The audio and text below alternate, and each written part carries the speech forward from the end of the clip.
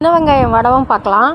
சின்ன வெங்காயத்தை கழுவிட்டு குட்டி குட்டியாக அரிஞ்சு வச்சுட்டு அது கூட மஞ்சத்தூள் கொஞ்சோண்டு உப்பு போட்டு அழுத்தி வச்சிடணும். காலையில் அதில் அந்த கடுகு, வெந்தயம், ஜீரகம், பெருஞ்சீரகம், உளுந்து, கருவேப்பிலை, பூண்டு எல்லாத்தையும் போட்டு நல்லா கொஞ்சோண்டு விளக்கெண்ணெய் ஊற்றி நல்லா பிசைஞ்சி வெயிலில் அப்படியே காய வச்சு 2 நாள் காய்ச்சலுக்கப்புறம் அதை எடுத்து டெய்லி காய வச்சு நைட் எடுத்து அழுத்தி வச்சிடணும். கொஞ்சம் கொஞ்சமாக எண்ணெய் சேர்த்து அழுத்தி வச்சு நல்லா ஒன்று சேர பிசைஞ்சி 2 நாள் காய்ச்சலுக்கப்புறம் உருண்டை பிடிச்சி வெயிலில் காய வச்சிடணும்.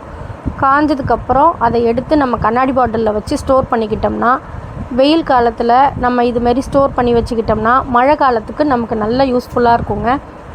அது மட்டும் இல்லாமல் மாத கடைசியில் கடுகு, மிளகு, ஜீரகம் தீர்ந்து போச்சுன்னு நமக்கு கவலை இல்லைங்க. இது வெங்காயம் விலை அதிகமாக விற்றா கூட கொஞ்சம் எண்ணெய் ஊற்றி இதை கொஞ்சோண்டு கிள்ளி போட்டு தாளித்து குழம்புல ஊற்றி வச்சிங்கன்னா அருமையாக இருக்குங்க. மீன் குழம்பு, கீரை கடையெல்லாம் சாம்பாருக்கு தாளித்து கொட்டலாம். முருங்கைக்காய் மாங்காய் சாம்பாருக்கெலாம் தாளித்தா சூப்பராக இருக்குங்க. செஞ்சு பார்த்துட்டு எப்படி இருக்குன்னு கமெண்டில் சொல்லுங்கள்.